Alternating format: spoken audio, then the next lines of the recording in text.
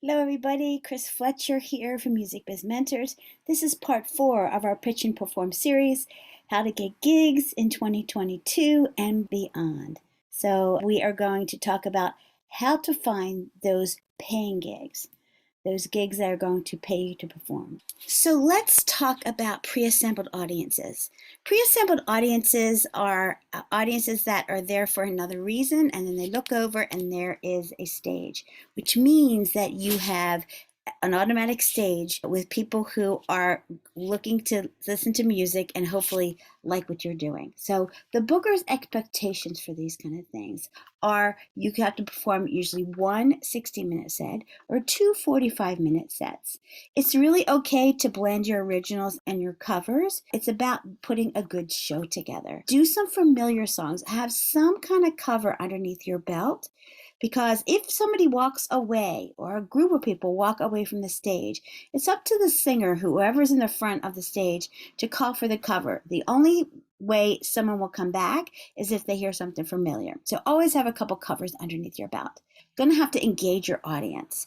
And so that's going to be the most important thing because these people have not seen you before. So you have to have a great show and you have to be engaging. And that's what will really get you booked at some of these events. These bigger events that actually pay, they book at least 4 to 8 months ahead of time. So if you're thinking about performing next spring or next summer, you are not too early.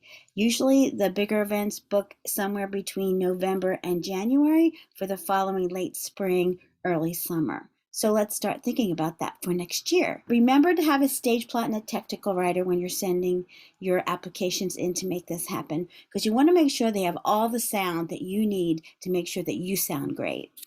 Number 2, colleges and universities. So the students actually do the booking. So it's your video that will really grab hold of them and make them book you. You contact student activities and associated students. And that is a department you want to get to because they have the money from student tuition to pay you to perform on campus. Again, that live video is going to get you the gig. You have to do a 1 hour, 60 minutes, or two 45-minute sets. Every college has different events.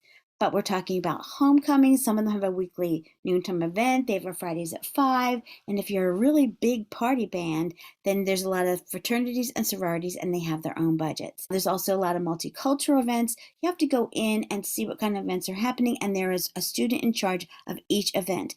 Number 3 is your own city events. I've been talking about this for a while because in 2022, I really think you should concentrate on what's in your area, 100 miles from your house. So you can look up your city website and you will need to find the Department of Recreation. That's where all the events come through, and there's a lot of them.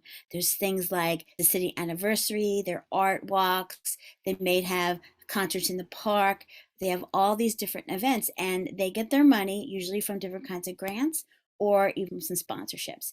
If you can't find what you're looking for, every city has a chamber of commerce and they know what's going on because they're the ones who have to be in charge of what's going on in the neighborhood and the sponsorships and also the permits for events that are happening in their town.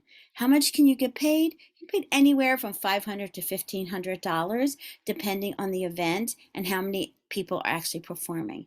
This is important for you to kind of get your feet wet, to do some more outdoor concerts, so you can maybe do some of these next year on tour. Number 4 is festivals and county fairs. This is where you're really going to make your money and you're going to be in front of a lot of people. And it's important that you know where to find those things. Every state has a Department of Tourism. And so that's where they put all the events that are happening in town and all the activities that are happening in each city. So you want to try there first. It'll give you some great ideas of what's going on. And then other websites like festivals.net and a lot of other ones. But you can just look in your immediate area what festivals are in certain towns, and you can just Google festivals in your city and your year, and you can kind of find out what's going on in your town. Promoters are in charge of everything here. Sometimes they don't like to be called bookers. They want to be called promoters and they want to be called presenters. They feel like they earned that title. So when you're trying to find somebody who's in charge, I always ask for the entertainment coordinator. That's a safe title you can use and it sounds nice to their ears. A lot of them have more than one day and a lot of them have more than one stage. So if you're going to send a video of your full band and they turn you down because they're full already, you want to go back to them and make sure they know you have an acoustic set because there may be another stage that you don't even know about. You have to do a 60-minute set or two 45-minute sets. And this is why you're getting paid a little bit more money because you're going to be performing more. But the biggest deal is that a lot of them take applications. So you have to fill that out. So when I start doing applications, I just make a Word file and I put all the information down. And so I don't have to keep going back and forth to get our links and all that. If they ask you about your social media, give them your most active social media. Don't give them a social media that you're not active on. You might have it already, but you want to show them at least one or two social media to show that you are interacting with your fans. Because how else are you going to advertise? You want to make sure that your social medias are kept active. How much can you actually earn? We're talking about $650 to $2,500 and maybe even more. If it's a special event that's just a genre specific event, like it's a jazz event, it's a blues event, it's a reggae event, something like that, and people are paying a big money ticket, like $75 to get in, and they have sponsors, they have money to pay you. So start at $3,000 for your 1 hour or two sets of music and then go down from there. Remember, don't be the first one to mention price because you can only go down, you cannot go up.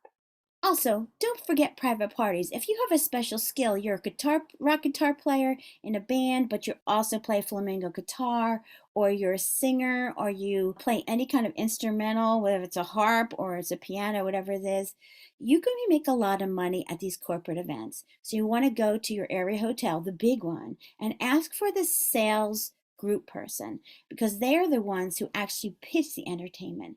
Don't be surprised if you make somewhere between $1,500 to $5,000 to do one corporate event. And lastly, I want to talk about you moving from local to regional. You want to conquer your local areas so you can actually get your show together, get your social media together, get all your promotion together, because when you start going out of town, you'll be in front of a whole new crowd. So let's think of some other out of the box ideas. The taste of your city, a lot of them have the taste of LA, the taste of Pasadena, all that kind of stuff. And they shut down the streets for a day or two. They have all this food going on. So you want to take a look at what's going on in your area. There's a lot of food truck events in the park, skateboard and surf events, those kind of things. And a lot of times they have a stage and they do have some money to pay you. If you're a soloist in any way, if you're a rapper or you're a singer-songwriter or something, think about presenting yourself as an MC entertainer for these festivals because sometimes they forget about that. And then again, there's a lot of house concerts around the whole US where people have parties in their home and they invite the neighborhood, then you get paid for it. So I had people play at house concerts where there's 20 or there's 100. So you can actually be one-on-one with everybody in the room, and then they will come to another gig when you come back into town. So again, this is the end of our pitch and performance series, getting gigs in 2022 and beyond. Remember, think about doing something locally right now. Something that you can, get your feet wet because a lot of you haven't performed since COVID. And so you want to just be in front of as many people as possible and get that show good. As we get towards the fall, we will be doing some more webinars and we will also do some more pitch and perform series like this on how to actually go out and start touring. And we'll start this early November because most of the events that actually book way in advance. So I want to start pitching for next year in November till January. Hopefully some of these events will help you and will encourage you to get your show together and get out there and start performing.